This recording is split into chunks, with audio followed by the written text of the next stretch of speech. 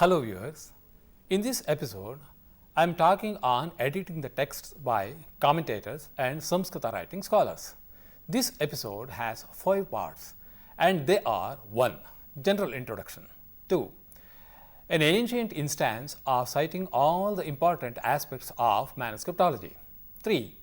Statement of Mahabharata commentator Nilakantha, some additional examples, 5. Conclusion. General introduction. Unfortunately, there is a popular view that the mentality of reconstructing texts to represent the original is very modern and the job belonging to that genre started in Bharata or India only after foreigners teaching us how to do that. No sane person can accept this, that our forefathers simply accepted whatever reading they got in the manuscripts as it were is far from the truth. They were not happy regarding corrupt readings and tried to correct them with the help of other manuscripts and other available sources, say Shastric works, literature, etc., which is acceptable norm in manuscriptology of our days. That they did not employ manuscriptology doesn't put their effort in comparing readings aside. Among the popular verses of statements of the scribes available at the end of the works, they hint their efforts. For example, see this verse, Sampadya bhuri kashtena pustakam likhitam maya.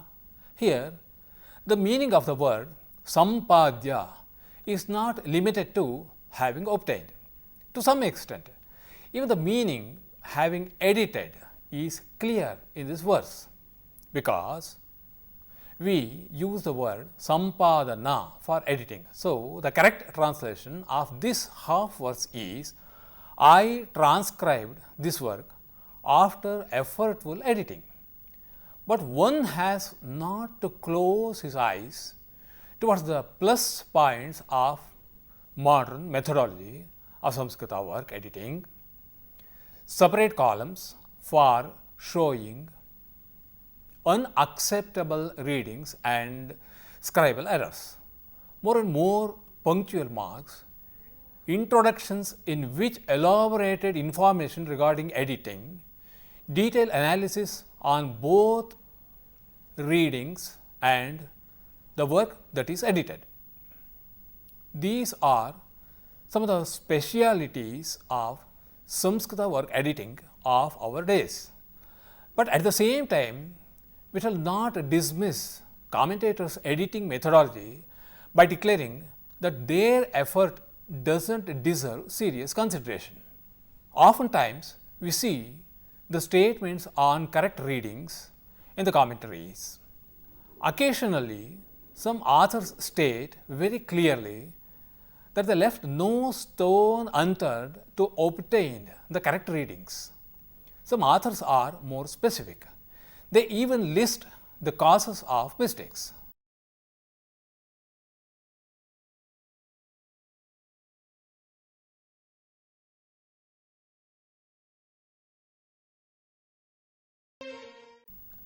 An ancient instance of citing all the important aspects of manuscriptology.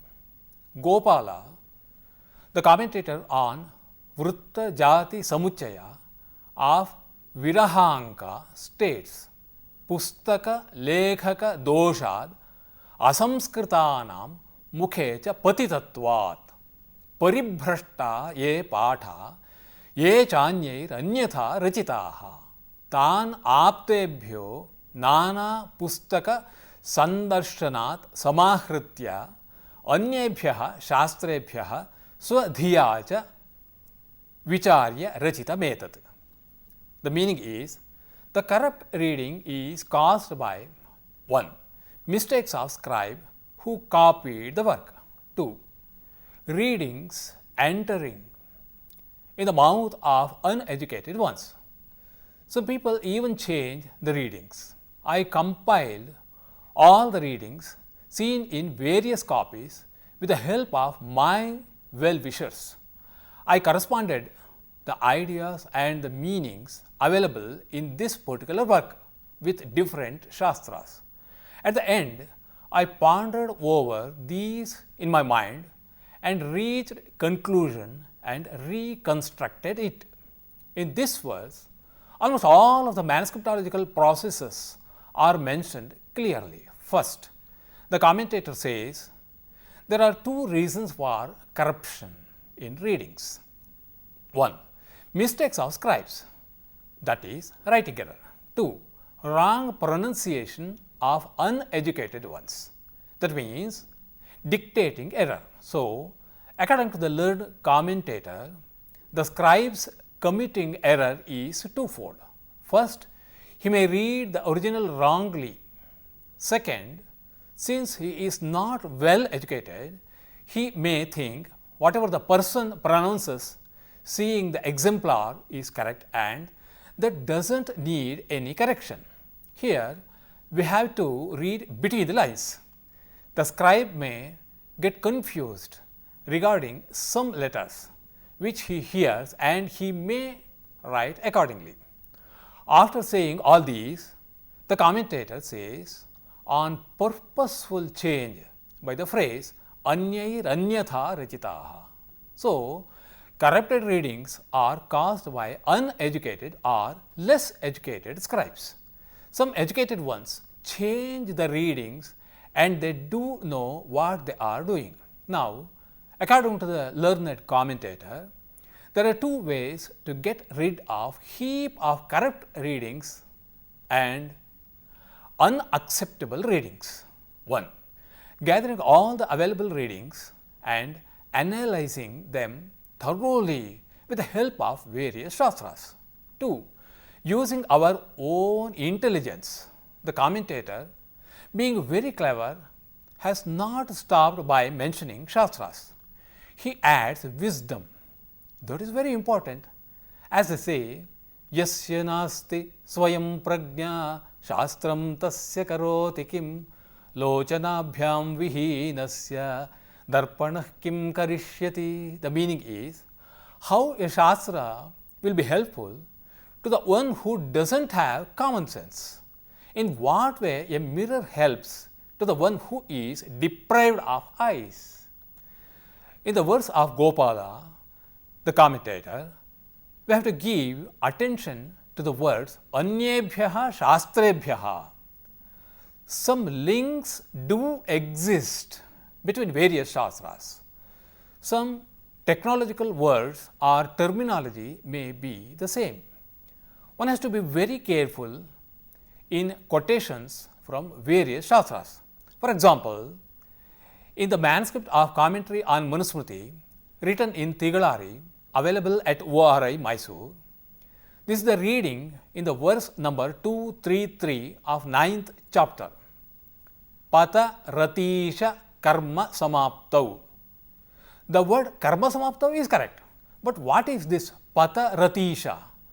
We have to try to understand the context. Here, the commentator is informing the root of the form Tiritam of the original. So, it shall be Para Tira Karma Samaptau. Even though Manusmriti belongs to Dharma Shastra, in order to replace the accurate form in the place of corrupt one, we have to turn over the pages of grammatical work. After studying the statement of Gopala carefully, one may reach the conclusion in the beginning verse. He has put all the manuscriptological topics in a nutshell.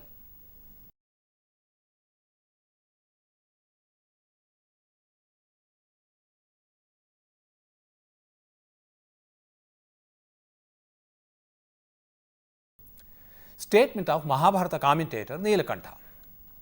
Nilakantha, author of Bharata Bhava Deepa, a commentary on Mahabharata, noticed many versions of Mahabharata. He says in the beginning of his commentary, Bahun samahritya vibhinna deshyan koshan vinishchitya cha pathamagyam pracham gurunam anusritya vacham arabhyate Bharata Bhava Deepaha. The meaning is, I collected manuscripts of Mahabharata from various parts of the country and fixed preferable reading. While writing commentary, I have taken help of elders. According to manuscriptology, while determining the perfect readings in the enormous texts like Mahabharata, we have to collate manuscripts of so many parts of the country. This helps us in determining different groups of readings. The representative manuscripts in each group shall be taken into consideration. Nilakantha's statement perfectly goes with the rules and regulations of manuscriptology.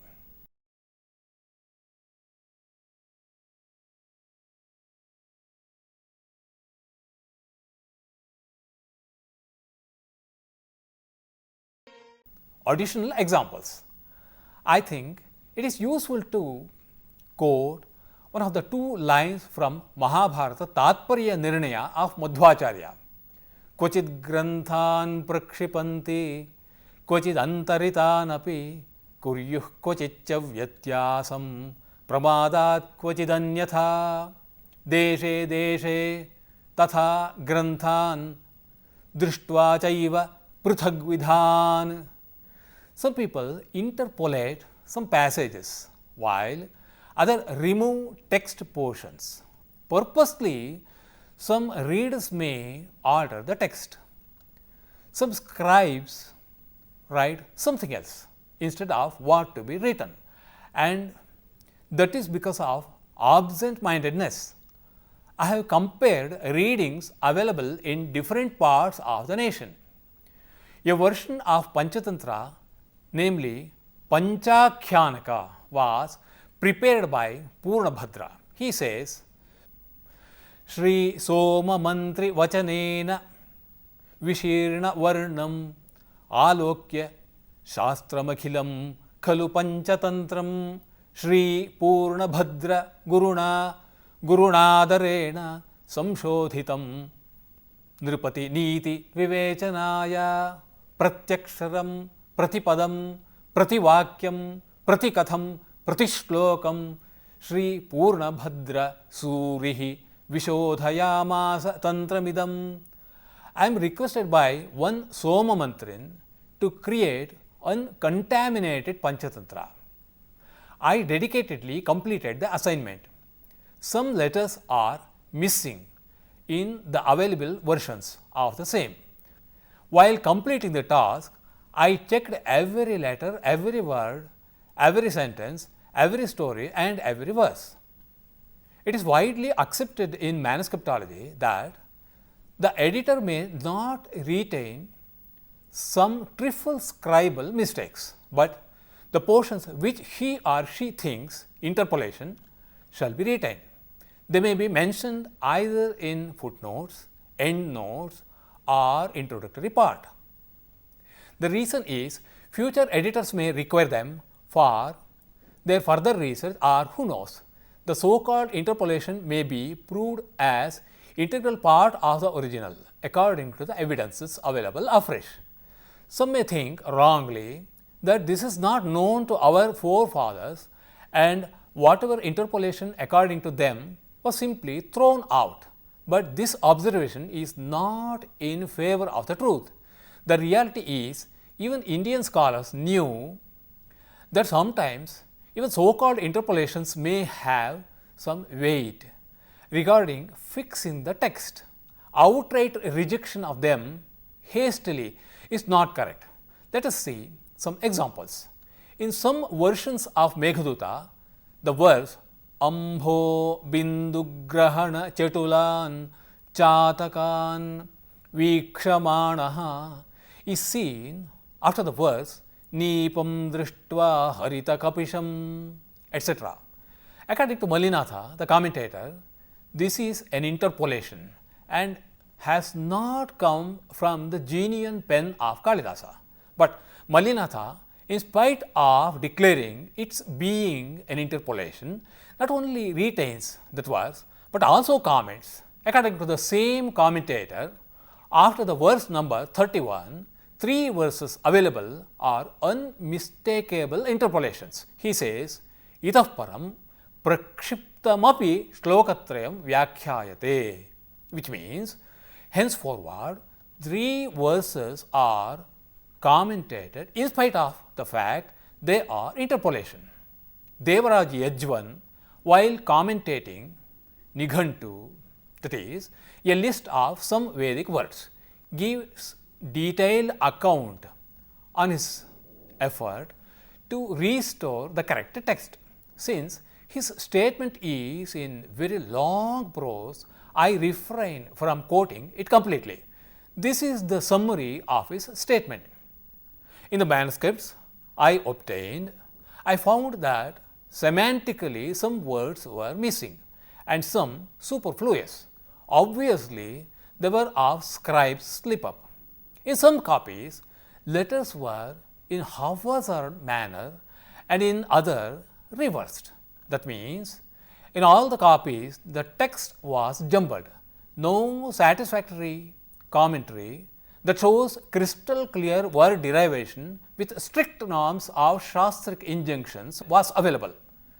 In my family, still there is tradition of study of Vedic texts. I took help from it. Besides, I compared the text with traditional contents list of Nama, Akhyata, Swara and Nipata. I gathered much help from the glosses of Madhava, son of Venkatacharya. With this background, I examined available readings in the copies brought from various parts of the country thoroughly, and at last I was able to reconstruct the text. This is only fragment of what he says and not complete. After reading all these instances, one may have unambiguous view regarding the first editors of Samskrita works, commentators. Their responsibility was twofold. First, they had to correct the text, and second, supplying meaning, paraphrase, summary in prose, citations from a variety of sources, including Shastric passages. Some commentators went one step further and showed similar ideas from different works. One can see this in Ramachandra Budhendra's commentary on Bhartrhari's Subhashitas and Arjuna Mishra's commentary on Amaru Shataka. In other words, one can safely conclude that these commentators, along with supplying meanings to the original, did correct the texts. Sometimes they would give justifications including the passages, in spite of the fact that they are not available in some copies. For example, this is the justification of Vadiraja on retaining the well-known verse Narayanam Namaskritya, etc. in Mahabharata text. Kerala Deshastha Puratana Pustakeshu Adyapi Drishyate, which means this verse is seen even today in the manuscripts available in Kerala. Our forefathers were very careful in declaring any passage as interpolation. That's why they were hesitating to remove even the passages seemingly unrelated or superfluous, as we already seen in the instance of Mallinatha's commentary on Meghaduta. As one might expect, these commentators were well educated in a range of Shastric disciplines. They know that by ardent study in many Shastras, one can understand the text correctly and lift up the readings from pile of unwanted readings. Some even state their background to show their qualification in understanding the text. For example, Kulloka Bhatta states the following while commentating Manusmriti. Mimamse bahusevitasi suhrudas tarkaha samastastha me vedantaha paramatma bodha guravo यूयम वयोपासिताः जाता व्याकरणानि बालसखिता युष्माभिरभ्यर्थये प्राप्तोऽयं समयो मनोक्ति विवृतौ साहाय्यमालम्ब्यताम्. O Mimamsa Shastra, I studied you dedicatedly. O logic, you are in my heart. O Vedanta Shastra, you are my guru in understanding Supreme Soul. O grammar, you are my bosom friend since my childhood. I request all of you, this is the time to help me in explaining sentences of Manu.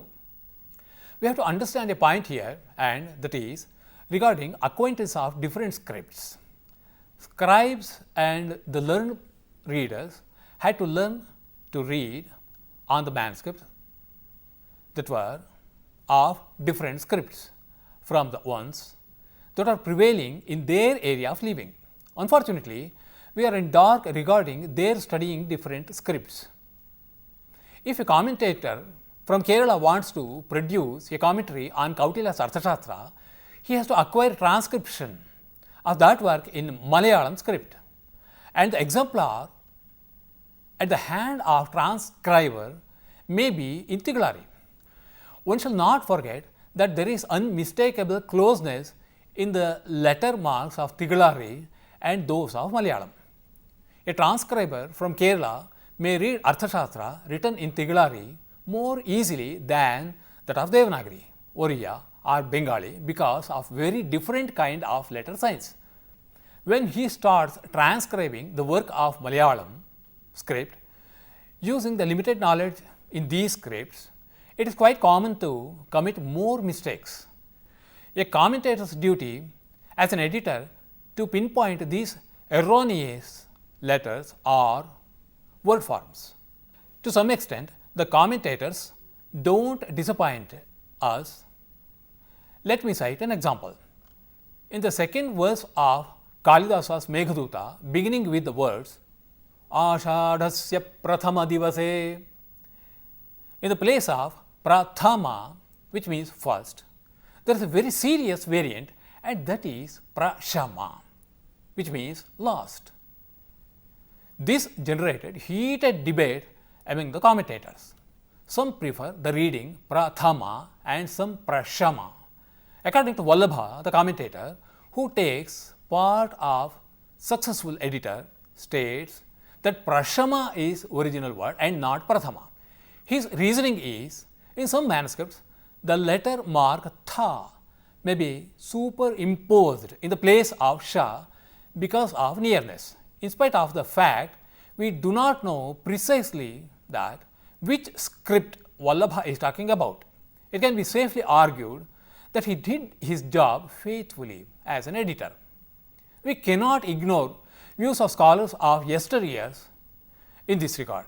Unfortunately, the ones who wrote profusely in Samskrita itself are put aside in modern Samskrita educated circles. It is very sad that in the circles of Samskrita departments of universities, these Pandits who contribute immensely to manuscriptological topics are not even remembered.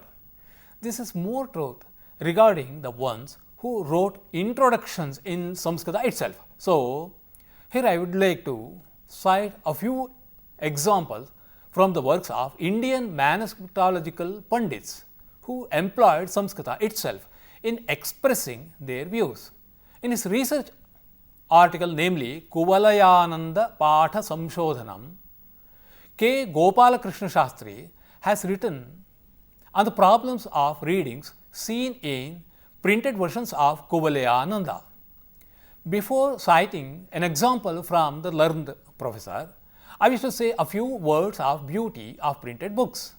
Every Samskrita scholar accepts without a single exception that in the last century, the gorgeousness of the books printed in Nirnaya Sagara press, Mumbai excelled beauty of the books printed elsewhere, in which printing errors were very rare. But we, being serious students of manuscriptology, shall always make scrutiny related to acceptability or unacceptability of readings and not mere beauty of the editions, shan't we? Now, we shall look in to the example from the article of the said scholar. A verse quoted in Kuvalayananda, printed at Nirnaya Sagara press, reads in the following manner: Bhajema bhavadantikam prakritimetya paishachikim kimityamara sampadaha प्रमथनाथ नाथामहे भवद्भवन Delhi विकटतुंड दंडाहति त्रुटन मुकुटकोटिभिर्मघवदादिभिर्भूयते. O Lord Shiva, we, being devotees of you, wish to become even fiends and not would like to have the prosperity of the gods. The reason is, even the gods like Indra get out from the threshold of your abode and will break the top portion of their crown being hit by the stick of Vikatatunda. Who is Vikatatunda? Vikatatunda means the one whose mouth is crooked. We do not see any semantic ambiguity here, but according to K. Gopal Krishna Shastri, the reading is ridiculous. It is actually Vikatatandu and not Vikatatunda. Tandu is servant of Lord Shiva. Worshipping Tandu is described in Shivagamas, and the worshipper utters these sentences. Shveta Varnam Nirmala Vigraham Gandhakshata Sutra Dharam Vilasachikam Shivalokana Tatparam Hladini Sametam Tandum Pujayami. K. Gopal Krishna Shastri's Samskrita article published at Sriman Maharaja Samskrita Mahapathshala Patrika. One wrong reading sometimes generates another wrong reading. Dr. T. Tatacharya shows this in his research article Mimamsa Bhashya Pratyaksha Sutre Vrittikara Matena Vyakhya, published at Journal of Venkateswara Oriental Research Institute, Tirupati, 1943, January. In a place of printed version of Mimamsa Bhashya, we see the following. Chakshura Dhyanupa Ghatadi. Learned professor informs us. This is wrong. There is no context of Chakshu. Chakshu means eye here. The correct reading is Kshudadhyanupa Ghatadi. Kshudh means hunger. Is a correct desired verb. Kshudh plus adi. An uneducated scribe did not understand it and changed it to Kshuradi. Kshura means blade. Second scribe made a guess here and further altered, and as a result, Chakshuradi occurred in the text, which was absurd. Dr. T. Tatacharya had noticed the compound word Kshudadhyanupa Ghatadi in Kamalashila's Tattva Sangraha. Taking clue from this, he came to the conclusion that the cited passage in printed version of Mimamsa Bhashya was wrong.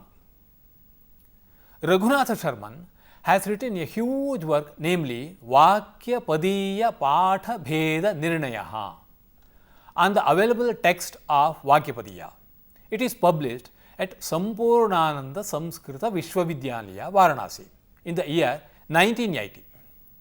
It is well known fact that the copy of a manuscript is done in two ways. Either the copyist sees the exemplar and copies, or a person reads the exemplar, reads, dictates, and the copyist listens to him and writes down.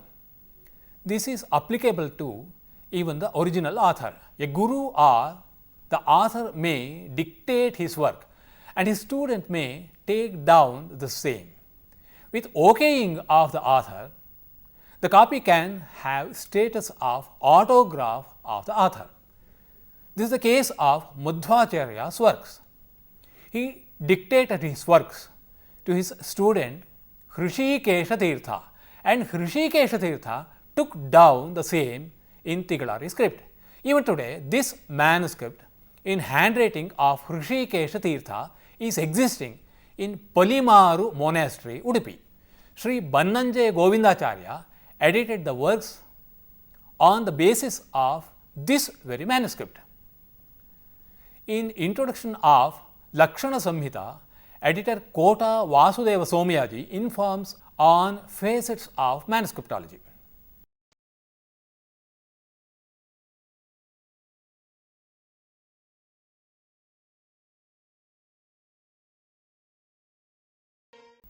Conclusion 1. Commentators of ancient works were first editors. 2. Sometimes they stayed briefly but very clearly on fixing the readings, and that shall not be ignored. 3. Hundreds of good articles in Samskrita have been emerging on fixing the readings. 4. One can see some general observations regarding manuscriptology in the Samskrita introductions. 4. We shall not refrain from citing examples from writings of traditional Pandits. 5. Gopala, the commentator of Vritta Jati Samuchaya of Virahanka, has put all the manuscriptological problems in a nutshell. Thank you.